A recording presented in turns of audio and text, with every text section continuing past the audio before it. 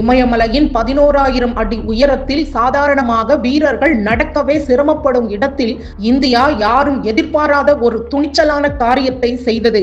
மிக உயரமான போர்க்களத்திற்கு டாங்கிகளை அனுப்பியது. பாகிஸ்தானின் ஊடுருவலை முறியடிக்க இந்தியா மேற்கொண்ட அந்த அதிரடி நடவடிக்கைதான் ஆபரேஷன் பைசன்.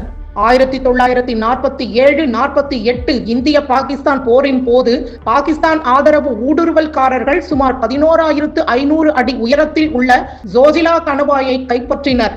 காஷ்மீர் பள்ளத்தாக்கையும் லடாக்கையும் இணைக்கும் ஒரே நிலவழி பாதை இதுதான் என்பதால் இதன் இழப்பு லடாக் கையை விட்டு போகும் அபாயத்தை ஏற்படுத்தியது.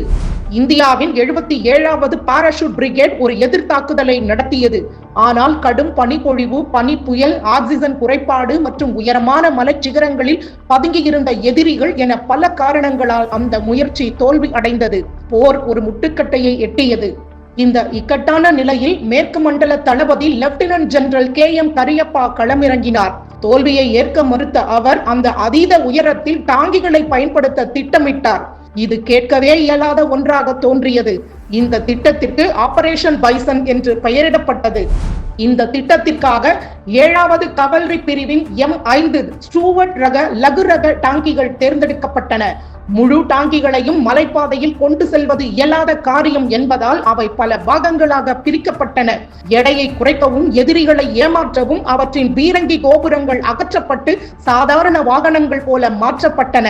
அக்னூரிலிருந்து 445 கிலோமீட்டர் தூரம் நள்ளிரவு நேரங்களில் பாலங்கள் வழியாக இழுத்துச் செல்லப்பட்டு மெட்ராஸ் சாப்பர்ஸ் உருவாக்கிய 8 கிலோமீட்டர் மலைப்பாதையில் கொண்டு வரப்பட்டன. இறுதியில் பால்டல் அருகே அவை மீண்டும் ஒன்றாக இணைக்கப்பட்டன. 1948 நவம்பர் 1ஆம் தேதி 11,500 அடி உயரத்தில் இந்திய டாங்கிகள் சீறி பாய்ந்தன.